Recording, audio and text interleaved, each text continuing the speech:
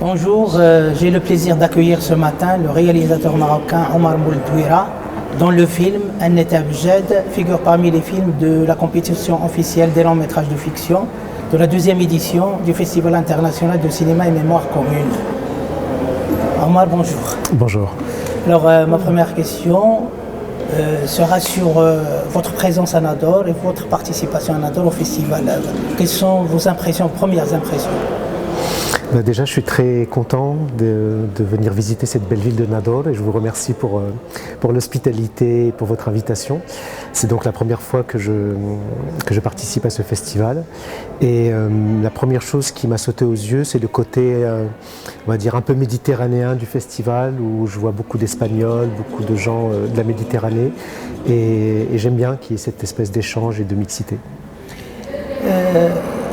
Annette Abjad est votre premier long métrage. Donc je suis tenté de vous poser la question, que représente ce film pour vous dans votre carrière?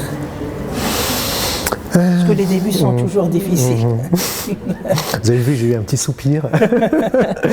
Ce film a pris presque 7 à 8 ans de ma vie et je dirais le double en espérance de vie. C'est un peu J'ai un ami réalisateur qui me dit que quand on fait un film, c'est comme un long marathon ponctué de sprint. Donc voilà, donc ça a été un long marathon de 7-8 ans. C'est bien résumé. Avec des moments de sprint intense pour pouvoir rester dans les cordes, dans les temps, etc. Donc ça a été difficile, mais je pense que c'est le cas de beaucoup de premiers films. J'en parle autour de moi avec des amis réalisateurs. Est-ce que les difficultés se situent au niveau du financement par exemple, ou bien au niveau technique, disponibilité des acteurs? Tout. J'avais un prof qui s'appelait Claude Belblé, qui est décédé il y a quelque temps. C'est un très très grand professeur que j'ai eu à la FEMIS, quand j'ai fait mes études à la FEMIS, et qui a enseigné aussi à l'ENSAS, à Bruxelles, etc.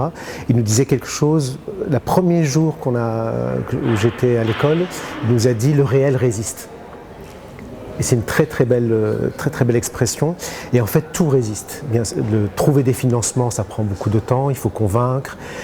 Mais avant de convaincre, il faut écrire le meilleur scénario possible, et ça prend du temps. Après, monter une équipe, tourner. Nous, on est tombé en plein Covid. Donc, on aurait dû tourner en été 2020. Et les frontières étaient fermées entre la France et le Maroc, alors que je réside au Maroc et que le chef-op, je réside en France, pardon. Donc on ne pouvait pas tourner l'été 2020, donc on a tout reporté d'un an. Mais comme on avait déjà fait le casting enfant, et qu'au bout d'un an, les enfants, ça grandit vite à cet âge-là. Donc il fallait refaire. Et il fallait tout refaire, mais comme les frontières étaient fermées, on a tout refait par WhatsApp interposé. Donc le directeur de casting m'a envoyé des vidéos tous les jours et je devais imaginer juste en regardant sur mon téléphone. J'imagine que c'est un peu difficile de travailler dans ces conditions. C'est horrible. C'est horrible, mais on y est arrivé. Alhamdoulilah, on y est arrivé. D'après le titre, donc, on comprend que vous avez une relation avec la ville de Béchel. Donc, dans un entretien, dans un aparté entre nous, vous m'apprenez que vous êtes originaire de Béchel. Donc, pourquoi vous avez pensé à faire un film en rapport avec votre ville d'origine, alors que vous êtes né et grandi en France? Oui. C'est une très bonne question. C'est toujours très mystérieux la façon dont naissent les projets. Je vis en France et à chaque fois que je veux raconter une histoire, ça m'amène toujours au Maroc, ça m'amène toujours à mon pays d'origine, ça m'amène même souvent à Abjad. Avant d'avoir fait un été à Abjad, j'ai fait Marjel, Fawha, qui lui aussi se passait à Abjad et qui traitait de l'enfance. Et pour un été à Abjad, j'avais une autre histoire qui devait se passer en France. Et j'avais du mal à écrire le scénario, j'avais du mal à trouver le bon filon, etc. Et un jour, j'ai eu une espèce d'intuition, d'un souvenir, comme ça, qui est revenu à la surface. Et ce souvenir se passait pendant l'été, un des étés où, avec ma famille, on allait à Abjad pendant les vacances. Et j'ai tiré le fil de ce souvenir, un peu comme si je faisais ma propre psychanalyse. J'ai tiré ce fil et petit à petit j'ai vu des couches et des sous-couches et ça m'a amené à raconter une histoire qui se passe à 100% à Abjad. Donc est-ce que c'est votre façon de montrer votre attachement à votre pays d'origine, à votre ville natale? Est-ce que on peut appeler ça de la nostalgie par exemple? Alors je dirais pas de la nostalgie mais de la mélancolie. C'est plus de la mélancolie. C'est un mot plus fort encore. C'est un mot plus fort parce que mais la nostalgie... À quoi vous attribuez cette mélancolie? Parce que la nostalgie, c'est quelque chose de négatif. C'est je reste dans le passé, etc. Et je regrette le passé. La mélancolie, c'est de la joie teintée de tristesse. C'est ça que j'aime bien. Et quelque part, ces moments que je passais à Bjad, qui est donc la ville de mes parents, de mes arrière-grands-parents, jusqu'à Babouit Sharqi, parce que je suis Sharqawi, me donne ce sentiment de mélancolie parce que c'était la ville de mon enfance. Vous voyez ce que je veux dire? Et l'enfance, on est toujours mélancolique de son enfance. Et c'est peut-être ça qui touche les spectateurs, c'est que ça touche quelque chose d'universel, du fait qu'on quitte l'enfance. Le sujet de votre festival, c'est la remigration. La remigration, tout à fait. Ça veut dire qu'il y a eu un exil et qu'il y a eu un retour. Et il y a Dany Laferrière, qui est un grand écrivain français, qui a dit quelque chose de très beau. Il a dit « Le plus douloureux des exils, c'est quand on quitte l'enfance ».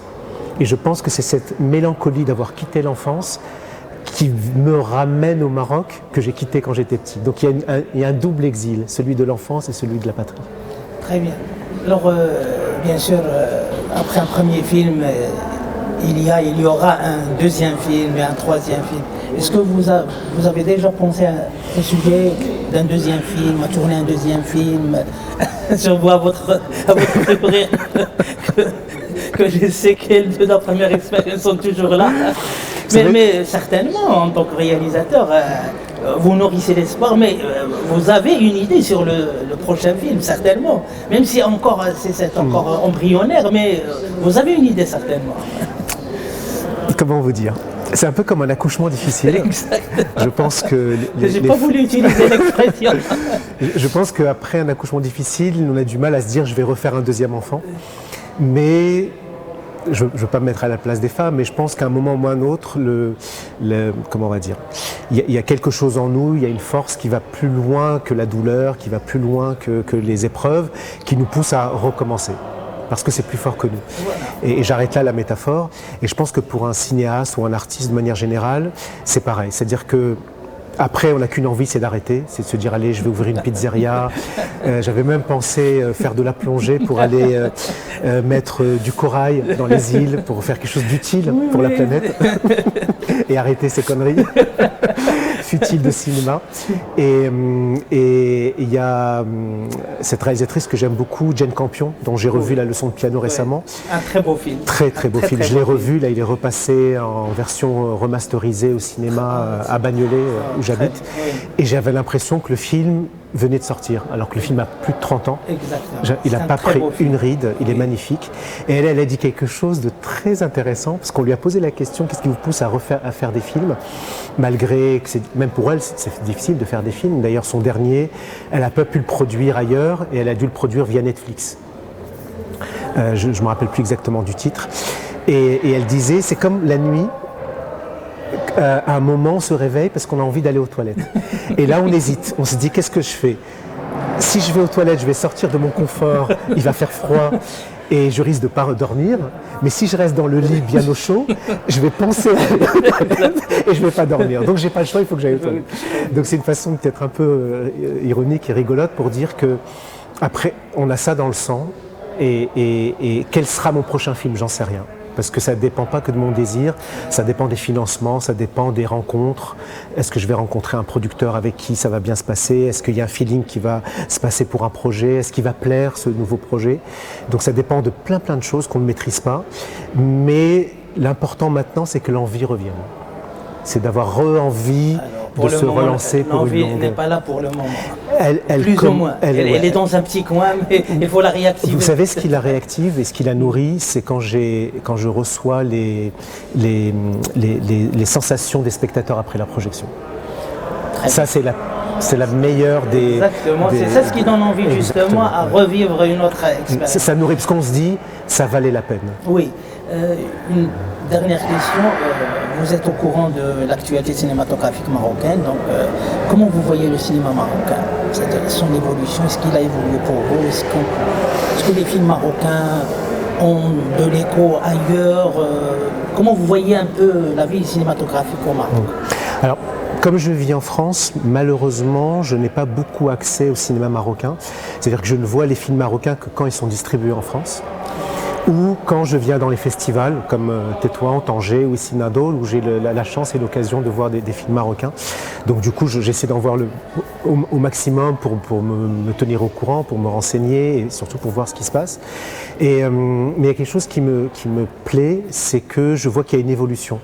Il y a une évolution tout simplement de la part de la jeunesse, c'est-à-dire d'une nouvelle génération de réalisateurs. Pas plus tard que mardi dernier, j'ai vu à l'Institut du monde arabe à Paris, en avant-première, le film La mère de tous les mensonges de Asman Moudir. Et quand je vois ce genre de film, je suis ravi et enchanté et fier d'être marocain. Justement, pour Asman Moudir, il vient de remporter le Grand Prix du Festival international à Marrakech, de Marrakech. Oui. Donc, et je la félicite grandement pour ça. Et on termine cet entretien qui m'a fait beaucoup de plaisir sur cette note positive. J'espère que très bientôt vous entamerez votre deuxième long métrage. Omar, merci, c'était un vrai plaisir, un grand plaisir. Une autre fois, Inch'Allah. Inch'Allah. Je vous remercie et à la prochaine fois, Inch'Allah.